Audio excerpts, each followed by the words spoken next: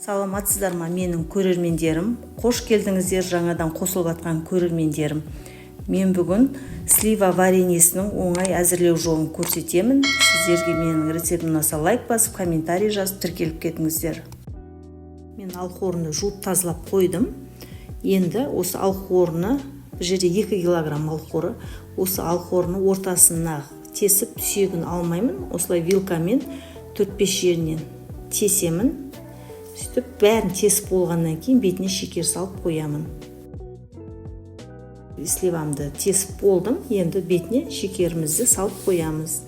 Бұл слива өте дәмді және сулы екен, сондықтан мен су құймаймын. Бір түнге шекерімді сеуіп қалдырып қоям. 5-6 сағаттан кейін қайнатсаңыздар да өз еріктеріңіз, мен бір түнге қалдырып қоям. Менің сливам бір түннен кейін осыншама су шығыпты.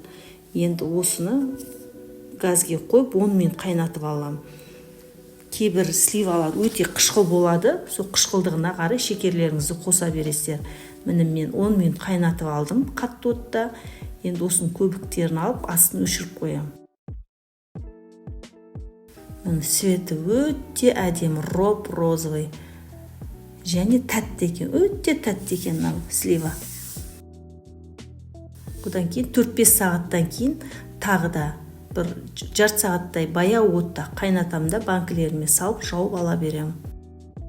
Сіздер де мен рецептімен жасап көріңіздер, өте оңай жасалу жолы. Сливаларды өте майда екен, банк жапқанға керемет екен. Мен банкілерімді булап жатырмын, енді қазір банкілеріме құйып жауып аламын. Крышкасында ыстық суға қайнатып аласыздар. Осылай, розовый, өте майда, банкі жапқанға өте керемет слива екен.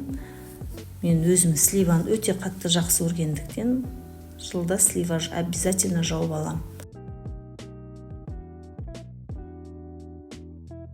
Қыстың қамын жаз ойла демекші, осылай жазда банкілеріңізді жауып алыңыздар. Бәріңізге ас болсын, сіздер де үйлеріңізге жауып, бала-шағаларыңызды қуантыңыздар.